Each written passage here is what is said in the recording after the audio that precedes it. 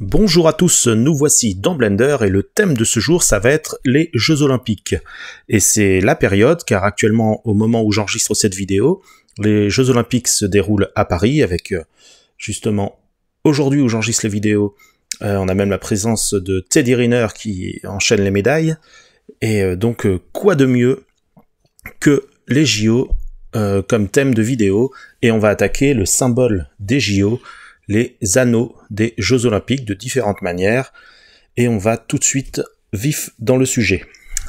Alors, premièrement, déjà, on pourrait supprimer tout ce qu'il y a ici dans notre décor, on fera revenir certaines choses s'il y en a besoin par la suite, mais déjà, avec la touche A, alors que vous avez le curseur dans votre viewport, c'est-à-dire la fenêtre de visualisation ici, 3D, vous appuyez sur la touche A, ça va sélectionner tous les objets, touche supprime, et ça va les supprimer immédiatement.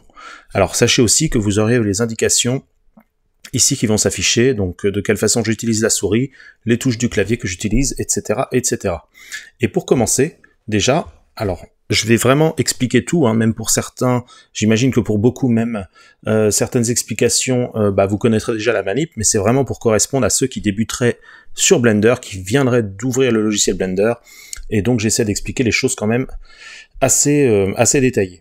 Donc déjà, on va se mettre un petit modèle, justement une image qu'on peut récupérer sur Google ou sur un autre moteur de recherche pour pouvoir avoir une visibilité des anneaux en question. Pour ça, l'idéal, pour avoir un petit visuel ici, c'est de se créer une petite fenêtre, ici, dans l'interface, avec une photo qu'on a récupérée sur Google, comme je viens de dire. Alors sachez que vous pouvez récupérer dans tous les formats, hein. Je pense que tous les formats sont compatibles, parce qu'aujourd'hui, on a beaucoup de formats sur Google qui vont être du .webp par exemple, et Blender est compatible avec ça, donc ça ne pose pas de souci. Alors pour créer une nouvelle fenêtre ici, pour notre interface, vous cliquez ici dans un des coins de l'interface, soit ici, soit là, et vous cliquez vers l'endroit où vous souhaitez créer la fenêtre. Donc ça va nous créer une séparation sur laquelle on pourra ajouter quelque chose. Donc je clique ici, je glisse, hein, c'est clic gauche de la souris, je glisse ici, et là vous voyez, tant que je ne relâche pas, je peux régler ma fenêtre ici. Alors si vous relâchez, c'est pas grave, il suffit juste de positionner votre curseur ici et de déplacer comme ça, et voilà. À partir de là, pour pouvoir afficher une image ici d'aide, vous cliquez ici, donc sur cette icône-là, on va choisir qu'est-ce que l'on va afficher dans cette nouvelle fenêtre, et vous allez choisir éditeur d'image. À partir de là, vous pouvez aller sur votre ordi, ouvrir une fenêtre, et glisser l'image en question que vous avez téléchargée, ou alors vous pouvez aller la chercher en faisant image, etc., nouvelle, ouvrir, et vous naviguerez dans votre ordinateur. Alors moi je l'ai déjà fait, donc je passe sur une autre interface où on a déjà l'image. Alors dans un premier temps, j'ai pris vraiment l'image de base, ici, et petit à petit, on va aller un petit peu en approfondissant les possibilités, mais on va pas rester sur ce type d'anneaux, on va aller sur des anneaux bien sûr de couleur, on va aller sur des anneaux plutôt en 3D comme ils peuvent être représentés directement en physique, ici, etc., etc. Et ça, on va y aller par étapes. Alors, j'en viens ici. Alors, je pourrais aussi ajouter une image ici de référence. Alors, plusieurs solutions pour l'ajouter, mais là, on va se baser sur l'image de référence. Donc, image référence, et dans votre ordi, vous allez chercher l'image en question, histoire de pouvoir reproduire bien la taille, en fait, des anneaux, et la bonne taille. On va le faire à l'œil, mais quand même avec un guide comme ça, ça va être beaucoup plus pratique. Et il faut savoir que cette image de référence que l'on vient d'aller chercher est un objet, voilà, ici, et tous les objets que l'on ajoute, tous les types d'objets que l'on ajoute, ont des fonctions spécifiques dans les paramètres ici de Blender, et là, cette fois-ci, ça va être ici, qu'on va aller retrouver notre image, et si on va cocher sur opacité, ici, on va pouvoir réduire, augmenter plus ou moins la transparence de l'image, l'opacité de l'image, histoire de pouvoir voir à travers et qu'elle ne nous gêne pas trop. On pourrait aussi la reculer, tout simplement, mais ça on y viendra par la suite. Alors la meilleure solution pour créer nos anneaux, ça va être d'ajouter ici un maillage qui va s'appeler le cercle. Avant de cliquer ailleurs, regardez, notre cercle est posé à plat, hein. C'est pour ça nous on est sur une vue de face, et on verrait correctement notre cercle actuellement uniquement si on était en vue de dessus. Mais avant ça, on va regarder un petit peu les options. Donc avant de cliquer ailleurs, une fois que vous avez ajouté votre cercle, vous avez un petit menu d'options ici qui peut se déplier, sur lequel vous choisissez le nombre de sommets, le rayon, etc. Et nous, on va laisser ça par défaut. 32, c'est très bien, un rayon de 1 mètre. c'est impeccable, on va rester là-dessus et on va l'ajuster après coup. Alors déjà, première chose à faire, c'est qu'on pourrait cliquer sur notre image de référence ici, et avec la touche G, c'est la déplacer pour amener notre diamètre, notre centre de cercle, au centre, ici, à peu près de notre vue. Là, vous voyez, on a notre cercle ici. Alors, le cercle, si je clique sur la roulette et que je déplace, voilà, je vais arriver sur une perspective ici. Je vais sélectionner le cercle en cliquant dessus, hein, ou alors en cliquant dans la collection ici, et je vais faire un R, pour faire une rotation, un R sur l'axe X, qui est indiqué, l'axe rouge, et à 90 degrés, donc 90 sur le pavé numérique. Et tout de suite, ça nous met ici, bien à 90 degrés, notre cercle. Maintenant, je peux retourner en vue de face, je peux zoomer avec la roulette, ou directement ici, et là, je vais réduire le cercle de manière à ce qu'il rejoigne la position le plus possible de mon dessin. Alors je peux recliquer sur le dessin et déplacer le dessin, parce que là ça me permet de le mettre plus précisément au centre, en me basant sur le cercle que je viens de créer. Et là, avec S, je peux changer sa taille aussi. Voilà. Là j'ai ajusté, et donc là on est bien. Donc j'ai mon cercle ici, il est en mode objet, on a 32 segments autour, on a gardé les réglages par défaut ici. Si j'appuie sur Edit, je vais arriver dans la modification interne de l'objet. C'est-à-dire, j'ai plus l'objet dans sa globalité, mais les différents détails de l'objet qui est composé de points, de segments et de polygones. Et pour ça, donc là j'ai tout sélectionné. Si c'est pas le cas, vous appuyez sur la touche A du clavier ou double A pour désélectionner. A, 2 fois sur A rapidement, je désélectionne. Donc A, je sélectionne, et à partir de là, on va aller chercher une fonctionnalité d'une extrusion interne en fait sur notre cercle pour pouvoir créer donc son épaisseur ici. Donc l'extrusion interne, ça va être par ici, mais nous on va le faire avec les touches raccourcies, ça va être beaucoup plus facile. Vous allez voir, c'est très simple. Vous faites la touche E, voilà, donc là ça part un peu dans tous les sens, mais ce n'est qu'une prévisualisation, donc vous inquiétez pas, vous n'êtes pas en erreur. Et après vous faites la touche S, et là maintenant vous êtes contraint à rester proportionnel à mon objet ici, comme ça, et là, on rejoint la ligne noire, donc qui représente, voilà, l'épaisseur de notre trait, comme ça. Donc là, voilà, on a notre cercle, notre premier cercle de créer de l'anneau olympique. Voilà.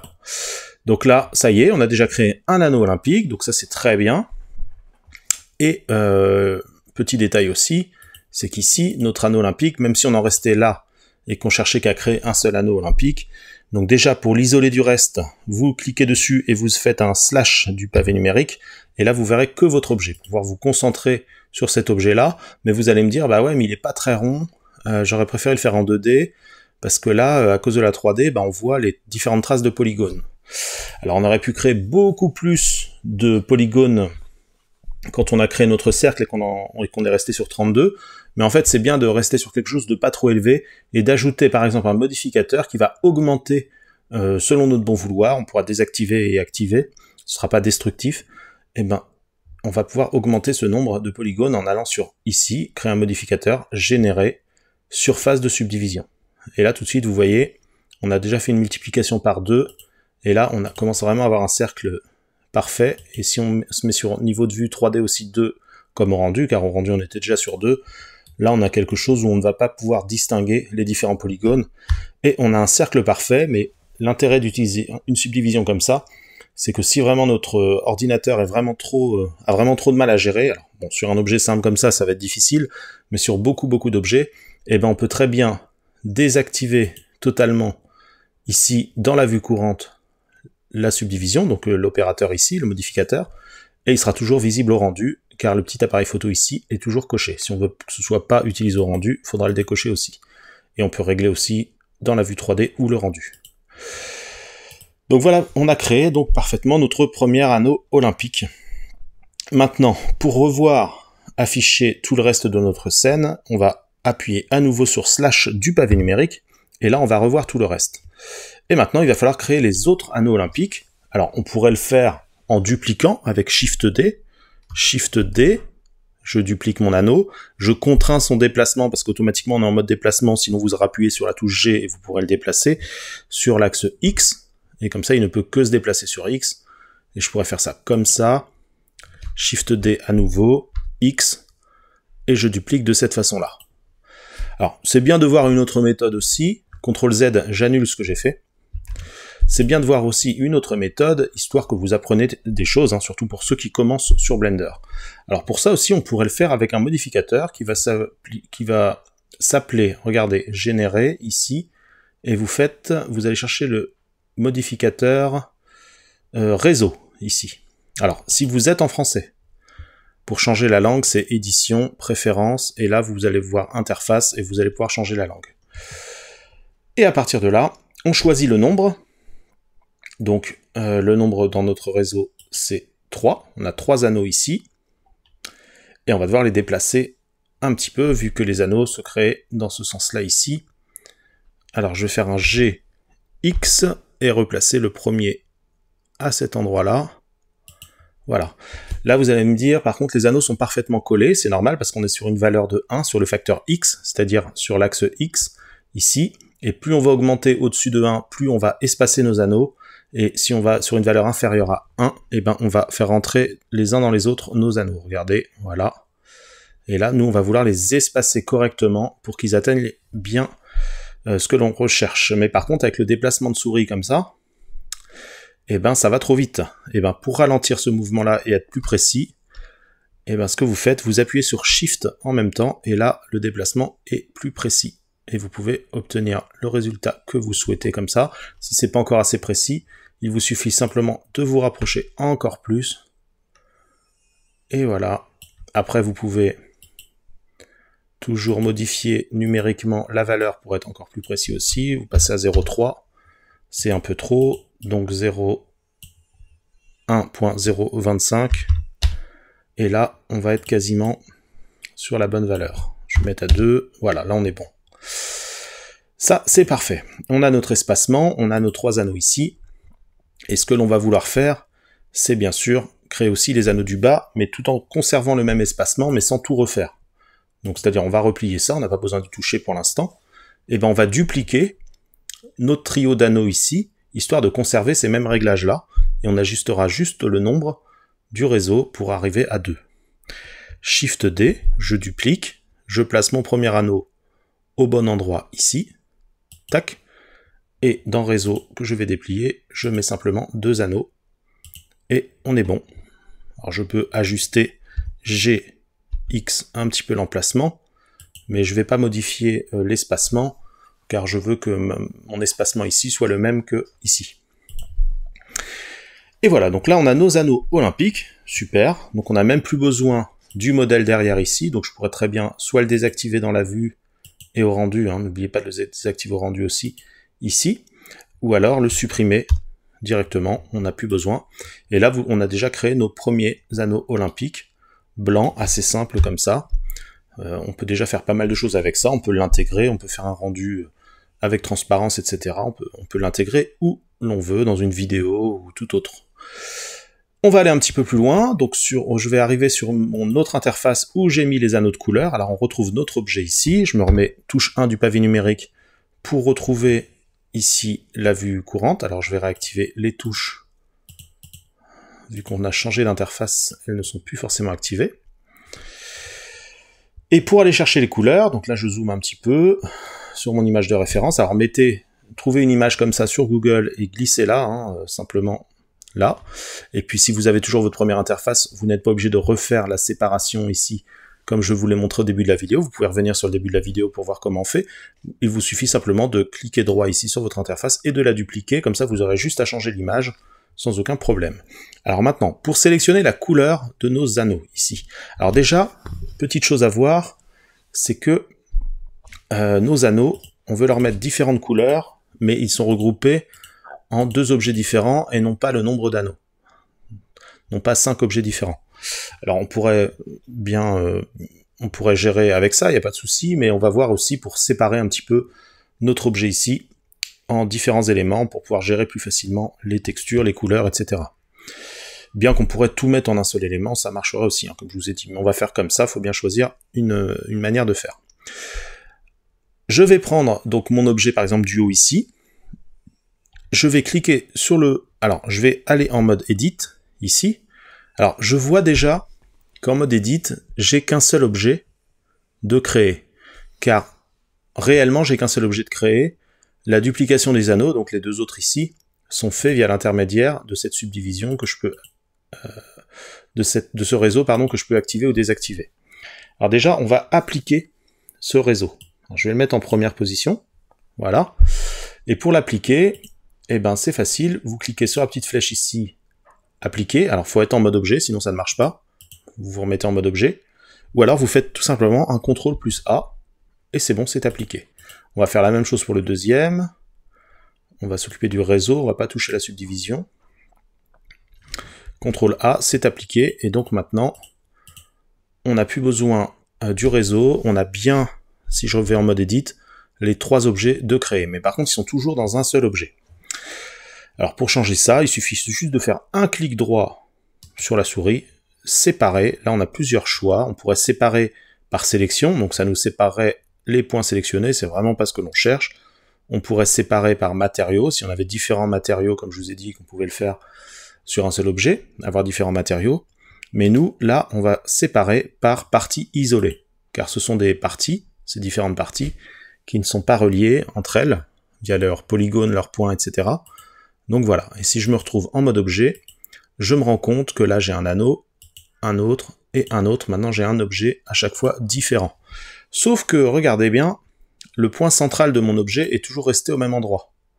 Alors j'aurais bien aimé que le point central de mes autres objets ici, parce que ça peut être un point de pivot, ça peut être plein de choses, pour les déplacements, etc., ça va être plus pratique, le récupérer et le remettre au centre ici. Donc pour ça c'est très simple, vous cliquez sur votre objet qui a parce que le point central il est représenté avec un petit point orange comme ça, vous cliquez sur cet objet là, sur l'un de vos objets, vous faites un clic droit, et vous faites définir l'origine vers géométrie, et ça va vous le remettre à chaque fois au centre, ici, définir l'origine vers géométrie, et ainsi de suite. Alors on n'a pas encore fait l'opération pour cela, je vais aller un petit peu plus vite, ici, j'appuie sur tabulation, ici, séparer par, pas sélection, CTRL Z, pardon, séparé par partie isolée, je retourne en mode objet, et voilà, j'ai bien deux objets différents ici aussi, et je vais remettre le centre de mon objet ici correctement, origine vers géométrie. Voilà, maintenant on a nos origines au bon endroit, tout est bon, c'est parfait. Ok, donc maintenant, premier anneau ici, on va lui chercher une texture de la couleur de son anneau, comme c'est prévu ici. Alors pour ça déjà, on va afficher le mode affichage de texture. Donc on va se mettre sur la position suivante ici, qui nous permet de non pas seulement afficher les solides en gris comme ça, mais d'afficher vraiment les textures. Alors là, ça ne change pas grand-chose, car pour l'instant, nous n'avons pas de texture particulière sur notre objet. Donc par défaut, on a une texture grise, mais on va y venir. Alors le panneau texture ici, donc je prends le premier anneau ici, c'est ici. Je vais faire nouveau, voilà. Et là, par défaut, j'ai une couleur de base blanche. On va rester vraiment sur les bases de la texture ici. Et ce qui nous intéresse, c'est le bleu, mais pas n'importe quel bleu, parce que ça va être difficile de retrouver le bleu que l'on cherche. C'est le bleu de notre image ici. Donc pour ça, donc vous voyez, vous pouvez choisir votre couleur, et si elle est plus ou moins sombre ici, vous voyez directement ce que ça donne dans la vue courante. Mais pour aller chercher la couleur bleue précise que l'on a sur le dessin ici, vous pouvez utiliser la pipette, vous la placez sur la zone en question, tac, et ça y est, vous avez le bon bleu qui est sélectionné. Cette fois, c'est super. On fait la même chose pour le reste. Nouveau, on s'occupe que de la couleur pour l'instant. On va chercher le noir ici. Vous voyez, c'est très rapide. Nouveau, hop, pipette. Le rouge. Ici, hop, voilà. Le jaune et enfin le vert. La pipette et le vert. Et voilà, nous avons nos anneaux olympiques avec les bonnes couleurs. Bon, reste un détail, vous voyez, les anneaux s'entremêlent un petit peu comme ça. Là, on voit le bleu par-dessus, le jaune, etc. Donc ça, pour représenter ça, eh ben on va le faire en tâtant un petit peu les choses, c'est-à-dire que par exemple le jaune ici, on va se mettre en perspective comme ça avec le clic central, eh ben on va le faire basculer. C'est pour ça que c'était important de mettre le point central, enfin de remettre le centre de nos objets au bon endroit, parce que si je fais une rotation, donc je regarde bien les axes par rapport au gizmo, donc sur X, R, X, mais très léger,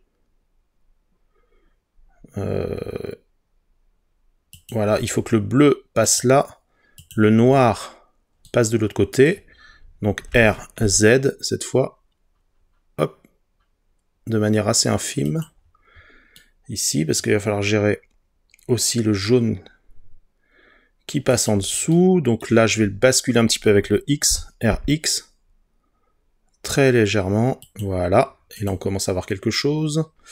Le bleu ici doit passer derrière, donc je fais un RX, légère, très légère rotation, juste de quoi faire passer la couleur du bon côté, parce qu'il ne faut pas qu'on voit vraiment qu'il y ait une grosse rotation au niveau des anneaux. Ici le vert, c'est pareil, vous faites attention à l'axe en question. Là, cette fois-ci, le vert va passer devant le noir, donc je pourrais le faire en faisant une rotation sur Z, RZ. Voilà, je le fais de manière infime. Le noir passe bien par-dessus le vert. Lui, le rouge doit passer derrière le vert ici, donc RZ, je déplace un tout petit peu. Un chouïa, voilà. Et le rouge passe ici. Et c'est déjà fini. Voilà, on a nos anneaux olympiques. Très bien positionné, je crois qu'il n'y a pas d'erreur, voilà.